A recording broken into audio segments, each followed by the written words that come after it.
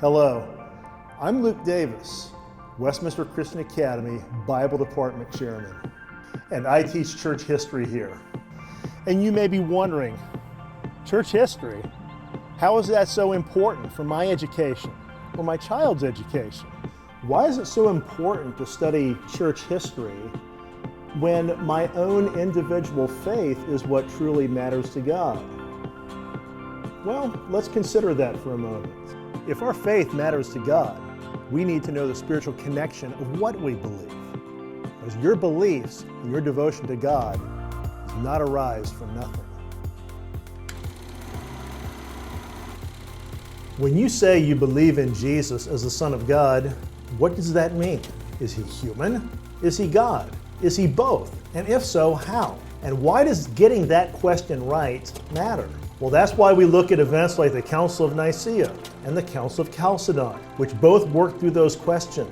Also, Christians believe the Bible, but how did the Bible get to be in our own language? What sort of brave men and women decided that people had the right to read God's Word for themselves? And why was that such an earth-shaking decision? Why was the Reformation so critical for those questions? Who can and can't hold you spiritually accountable, and why? What happens when you participate in Holy Communion? And why have discussions on that topic been so animated? Church history also builds empathy and humility. The Danish philosopher Søren Kierkegaard once remarked that life is lived forward, but understood backward.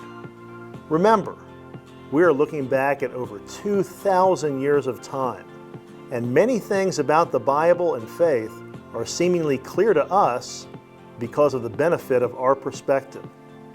But to the people living through these events, they were still figuring out the game as they played it. The early church was thinking through how we recognize what made a letter or a book part of the Bible. They were pondering exactly who Jesus was. Was he a created miracle worker, or was he God who entered into human history? They were wondering about how God is one God, but three persons. Are good works important? Is salvation by faith alone? And what's the relation between the two? Does God draw people to Him, or do we freely choose Him? These are overwhelming questions, and we have to recall that for much of their history, Christians were working without a template, with little reference point. It's like starting a family or beginning a new job.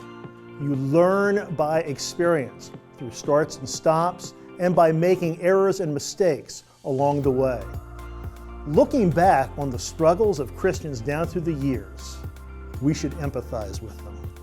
Put yourself in their shoes and ask what might it have been like living through these events, facing these challenges, answering these questions. We should be humble enough to admit that if we were breathing the same air at the same time as our fathers and mothers in the faith, we'd likely experience the same roadblocks and heartaches and difficulties. Much of what we take for granted today has been painted on the colorful canvas of church history. We are part of a great story that has been going on for some time. We can develop humble empathy for others who have passed on this story to us. And we can be encouraged that the same God who is faithful throughout the history of His church to others will be faithful to us today, no matter what adversities we face. Those are some very good reasons that justify the place of church history in our curriculum. For Westminster Christian Academy, I'm Luke Davis.